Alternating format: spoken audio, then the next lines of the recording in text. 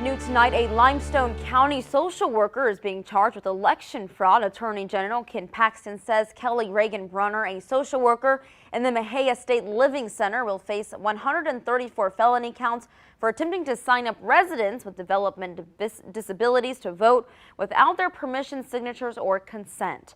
They allege she submitted nearly 70 voter applications. If convicted, Brunner faces up to 10 years in prison. You know, I think I've been active in this since 1958. That's 62 years. I am the angriest I have been in that entire 6 decades.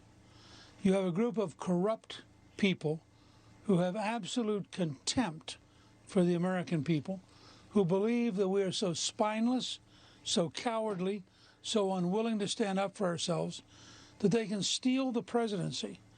And we'll wring our hands, bring in a few lawyers, and do nothing. My hope is that President Trump will lead the millions of Americans who understand exactly what's going on. The Philadelphia machine is corrupt. The Atlanta machine is corrupt. The machine in Detroit is corrupt. And they're trying to steal the presidency, and we should not allow them to do that. First of all, under federal law, we should lock up the people who are breaking the law. You stop somebody from being an observer, you just broke federal law. You hide and put up paper so nobody can see what you're doing, you just broke federal law. You bring in ballots that aren't real, you just broke federal law. I am sick and tired of corrupt left-wing Democrats who believe that we are too timid and too easy to intimidate, and therefore let us go out and steal it. That's exactly, I mean, no one should have any doubt. You are watching an effort to steal the presidency of the United States, and this is not about Donald Trump. This is about the American people. Do the American people have the right in an honest election with honest, legitimate ballots to pick their leader? Or are we now just sheep to be dominated by the high-tech businesses, the news media, and the various political machines, and are we supposed to surrender? So I think this is one of the great, this is a crisis in the American system comparable to Washington on Christmas Eve or comparable to Lincoln at Gettysburg. This is a genuine, deep crisis of our survival. Last night, President Trump addressed the nation and explained simply the voter fraud that's running rampant in Michigan, Wisconsin, Arizona, Georgia, and Pennsylvania. He addressed the factual and legal issues the Trump campaign is fighting and alerted the nation to the roadblocks his team experiences put in place by Democrat governors.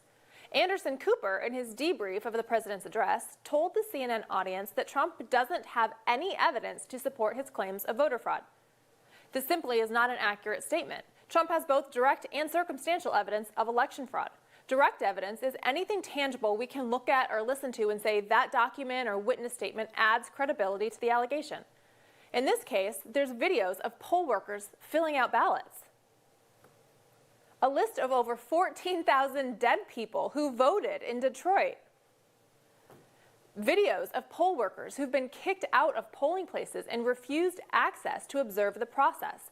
Trump campaign officials denied entry to polls even with a court order granting them access, and that's just a small sampling. The Trump campaign also has circumstantial evidence, which is any circumstance or situation that could lead someone to believe a logical conclusion. For example, on election night, Donald Trump was leading Joe Biden by hundreds of thousands of votes in Pennsylvania, Georgia, Michigan, Wisconsin. Then the governors decided to stop counting and send everyone home. During the night, hundreds of thousands of ballots, millions across the country, show up at polling places with an overwhelming majority of ballots for Biden. Some batches went 100% for Joe Biden, a statistical impossibility.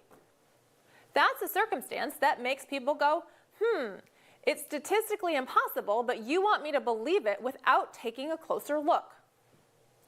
There's also the issue of Michigan's Secretary of State refusing to post actual numbers to the official website, but instead keep a secret ballot tab and only announce numbers to the media with no way to hold the state accountable for their tally. That too is odd and could lead someone to believe something fishy is going on. Yet, CNN and other media outlets refuse to acknowledge the facts and allow the transparency needed to ensure a fair election. Couple this circumstantial evidence with the fact that the Biden campaign isn't disputing anything, has no questions at all about why poll workers are filling out ballots, dead people are voting, and Michigan is hiding its numbers. Biden has no questions? Why? One logical conclusion is because Democrats are cheating and the media is helping. One disturbing trend is that videos and posts documenting potential fraud are being censored or deleted by social media. Not only are Democrats and the media not even entertaining the question of fraud, they are actively concealing the problem. CNN says there's no evidence. Despite this barrage of media attacks and trickery, Donald Trump will prevail. They can call Georgia for Biden or change the tallies all they want. The tallies and announcements at this point don't matter. It's going to get resolved in court. Donald Trump will prevail because once this is all laid bare in court, the trickery and secrets won't withstand the light of day. Every trial lawyer knows the easiest way to win in court is to have the best facts. Trump's got the best facts.